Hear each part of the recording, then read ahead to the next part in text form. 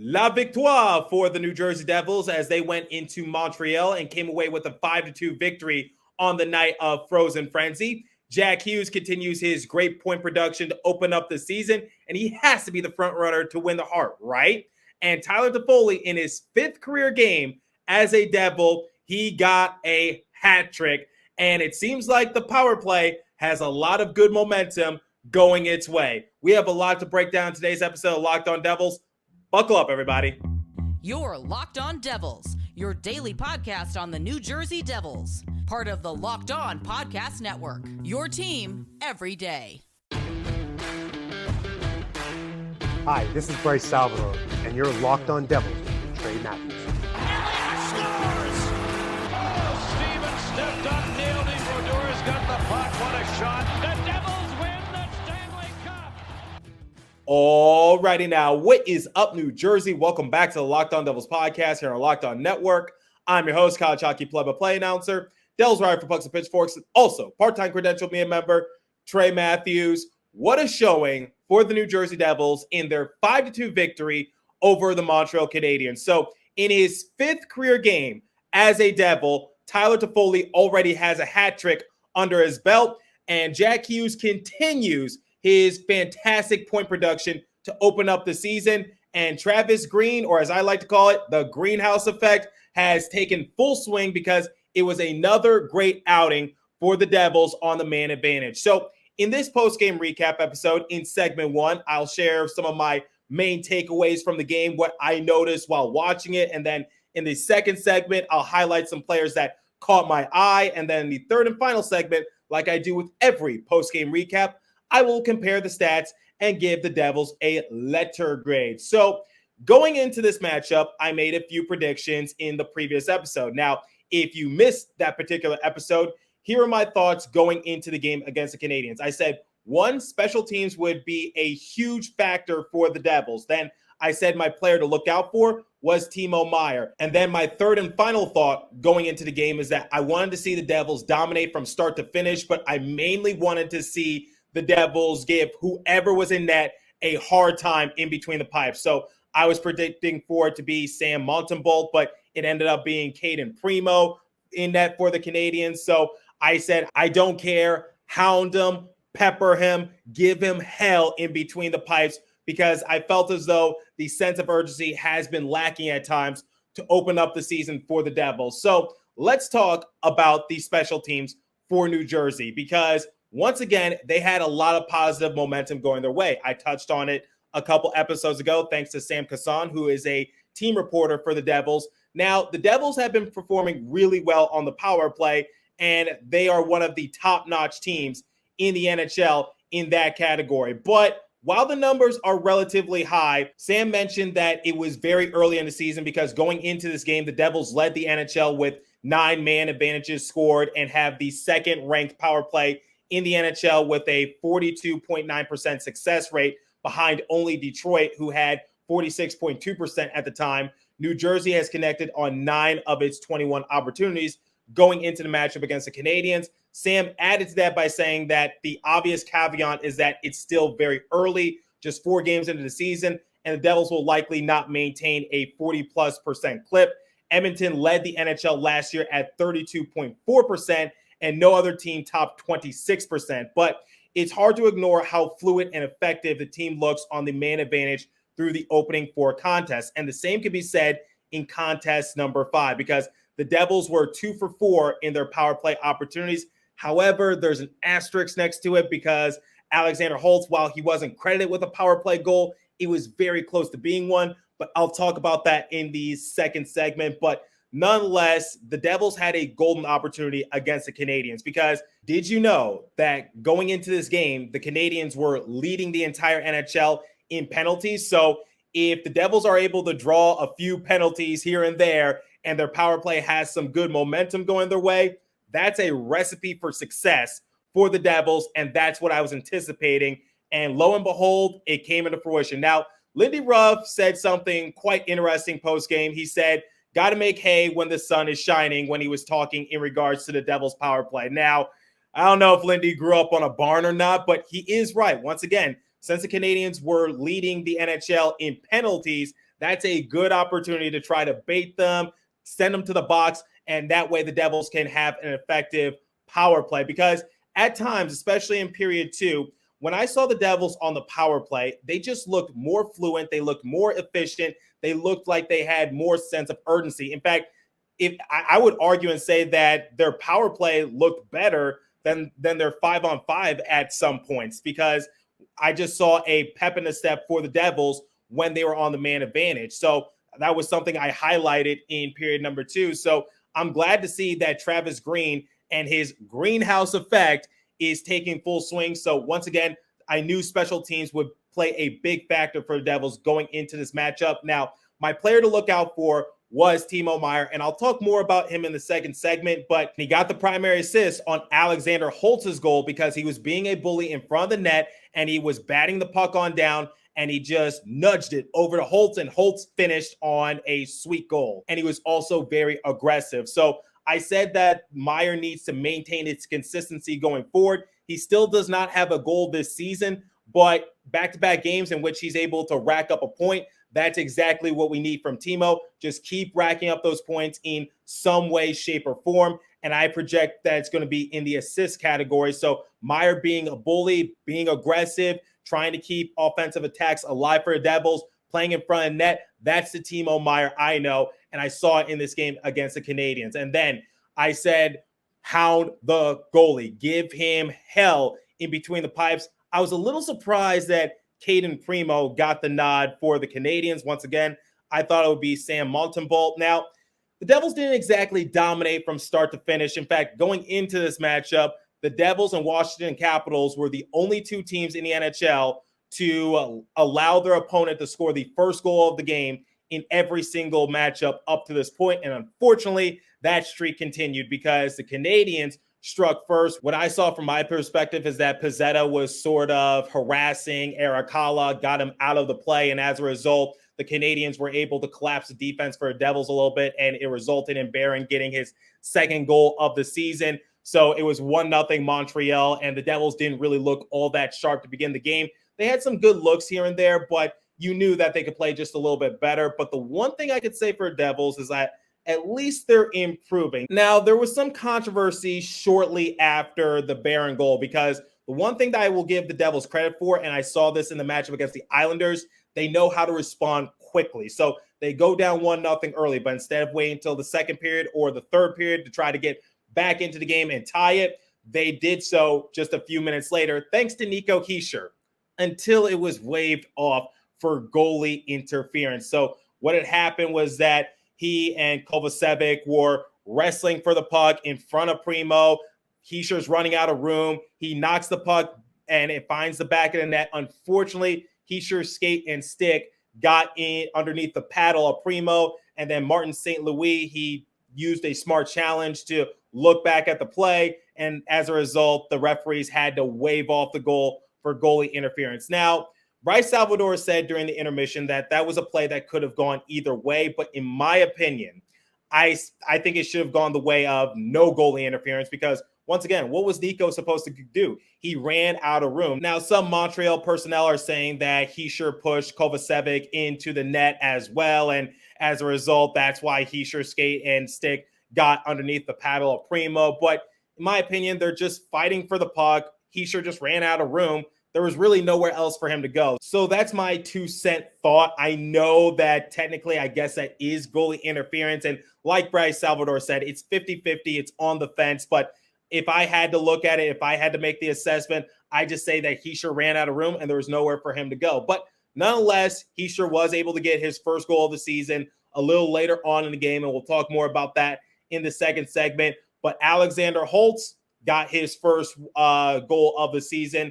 Not on a power play. Once again, we'll talk more about that in the second segment. So Devils answering on back relatively quickly. And then in the second period, Devils took the lead thanks to Tyler Toffoli on a great wrist shot, and they just didn't look back. In period number 3, that was their period. But when there was 5 or so minutes remaining in the game, I saw the Canadiens try to answer on back. They got their legs back underneath them, and that got me worried a little bit because there was still plenty of time for the Canadiens to try to mount a comeback. This was before the Devils got the game-clinching goal by getting the empty netter thanks to Tyler Toffoli once again. But I was rather confident that the Devils would try to maintain their lead, and they weathered the storm, and they diffused any attack attempt by the Canadiens. So period number 3, once again, Canadiens were trying to threat, but the Devils stayed composed. So that's my thing, which is, did the Devils dominate from start to finish? No, but they dominated for most of this game, especially on the power play. They looked rather comfortable on the power play at times, and their power play looked better than their 5-on-5. So those are some of my main takeaways from periods 1 through 3, which is Devils, I'd say that was one of their best showings of the season. If not, that must have been their best. Obviously, there's still some room for improvement, but it's a step in the right direction, and I think that win was much needed. So now the Devils are on a mini 2-game win streak.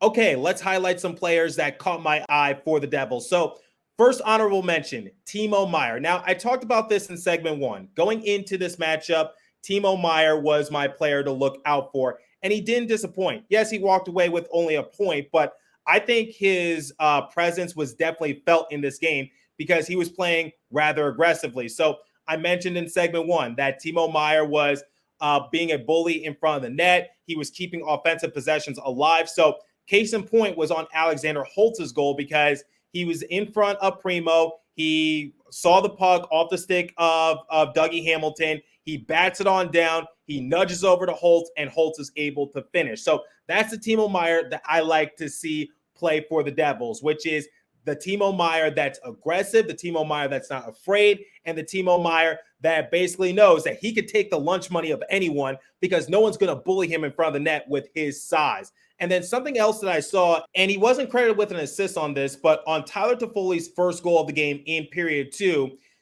who was keeping the offensive possession alive yet again for the Devils? He forced a turnover from the Canadiens by basically being aggressive, got possession of the puck, passed it over to Hughes, and Hughes set up Toffoli nicely. So once again, while Meier wasn't credited with the secondary assist, that play and that sequence does not happen without him being aggressive. So while he is not the star player, I said keep an eye out for Timo Meier because I want to see him put up the point production consistently. I think he learned his lesson going back to the Panthers game. He's starting to get a little bit more comfortable. Obviously, he got off to a bit of a slow start relatively early. We've only played 5 games so far, but I'm liking what I've been seeing from Meier the last couple games. Now, my other honorable mention is Alexander Holtz. Now, I said this in segment 1. When you look at the Devils' power play numbers, they were 2 for 4 in this game, but as Bill Spalding said on air, you kind of have to put an asterisk next to it because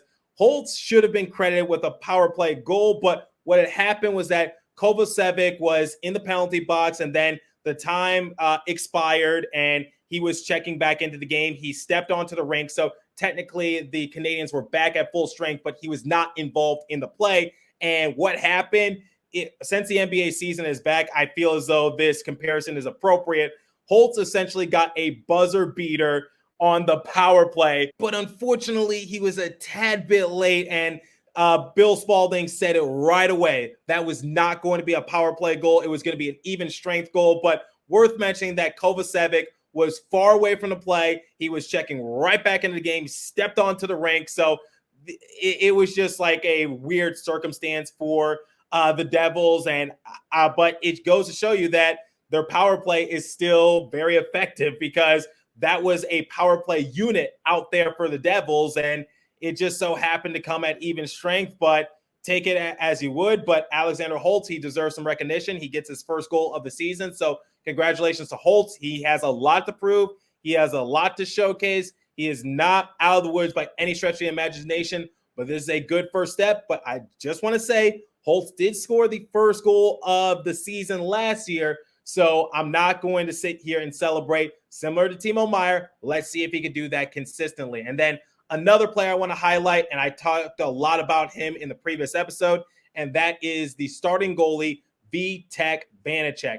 Vanacek saw 29 shots. He was able to save 27 of them, and he looked really good in the pipes for the Devils. Once again, making grade A save after grade A save after grade A save, and getting Bill Spalding and Ken Danico all excited on air. So Vitek, once again, just showing like why he is still a good goalie. And similar to what I said in the previous episode, as time progresses, his numbers are going to go down because going into this matchup, both he and Akira Schmid had save percentages under 900 and goals against average over 3. But I pinpoint that more on the lopsided defense for the Devils because they haven't really been giving Vitek or Akira much to work with. And now let's look at my 3 stars of the game. So my 3rd star is Nico Hischier. So I talked about Hischier and the goal that was waved off in period number 1.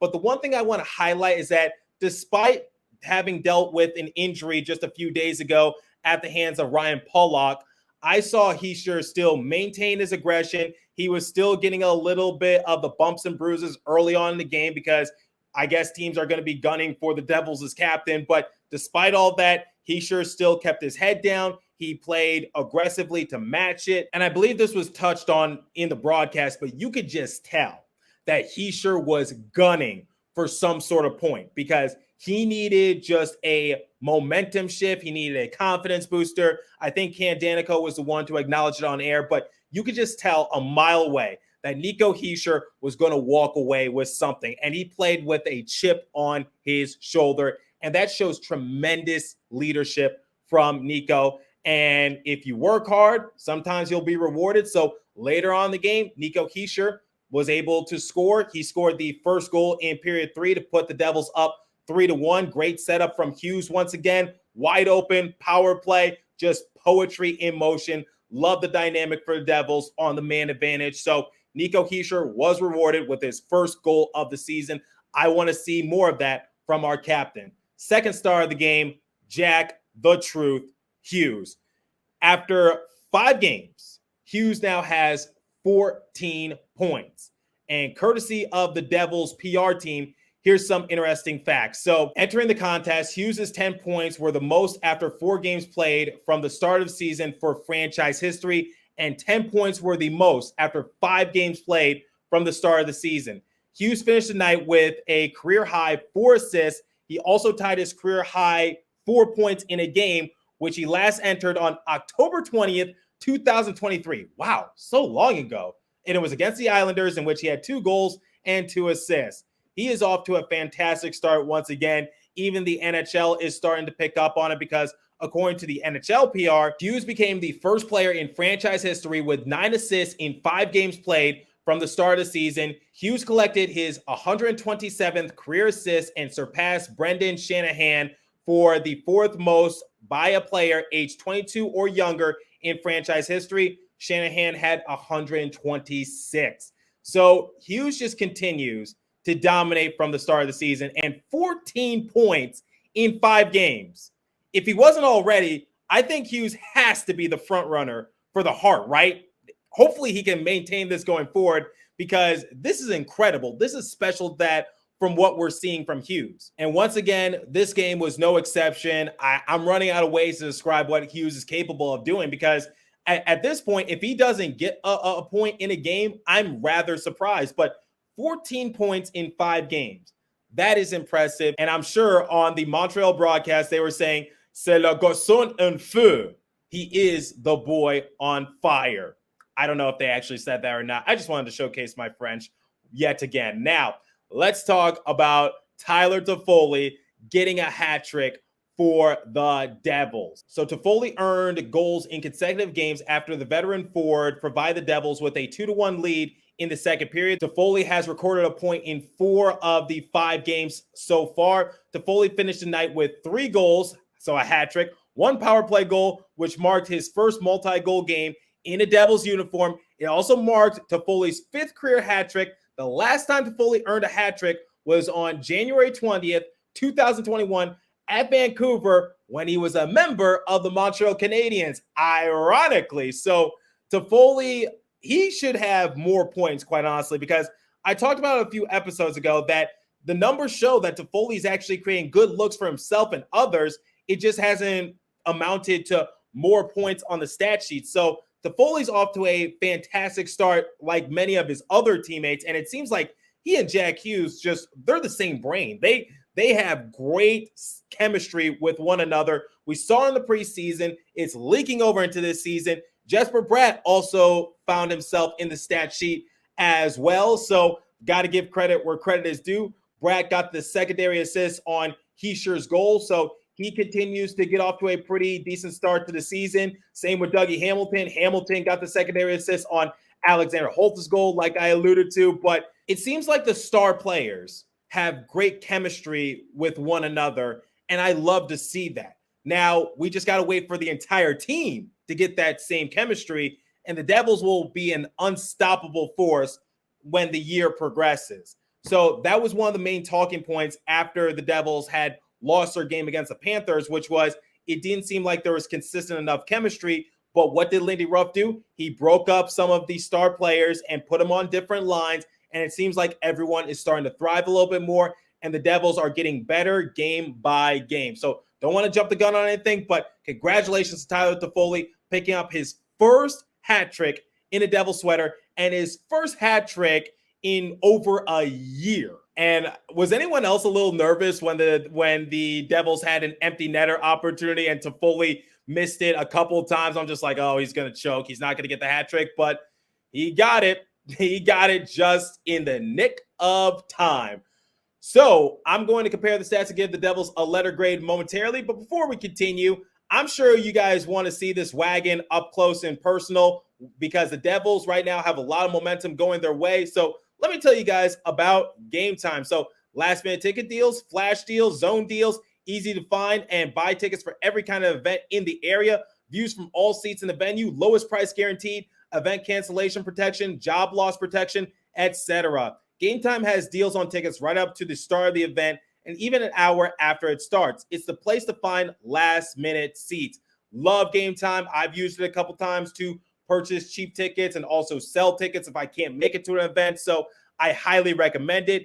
Download the Game Time app, create an account, and use the code LOCKEDONNHL for $20 off your first purchase. Terms apply. Again, create an account and redeem code LOCKEDONNHL for $20 off.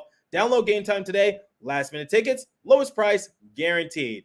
And now, let me tell you guys about eBay Motors because I'm a big car guy, love NASCAR, so I want to get you guys hip to it. So passion, drive, and patience, what brings home the winning trophy is also what keeps your ride or die alive. eBay Motors has everything you need to maintain your vehicle and level it up to peak performance, from superchargers, roof racks, exhaust kits, LED headlights, and more. Whether you're into speed, power, or style, eBay Motors has got you covered. With over 122 million parts for your number one ride or die, you'll always find exactly what you're looking for. And with eBay Guaranteed Fit, your part is guaranteed to fit your ride every time or your money back, because with eBay Motors, you're burning rubber, not cash. With all the parts you need at the prices you want, it's easy to turn your car into the MVP and bring home that win. Keep your ride or die alive at ebaymotors.com. Eligible items only, exclusions apply. eBay Guaranteed Fit, only available to U.S. customers.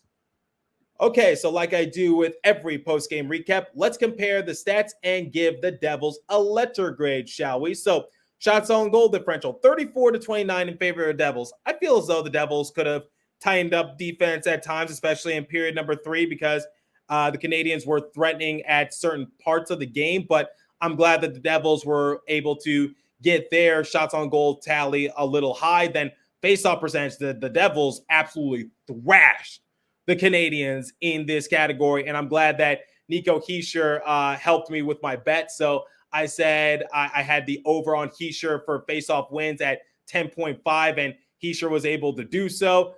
Devils 63.3% face-off win, Canadiens 36.7%.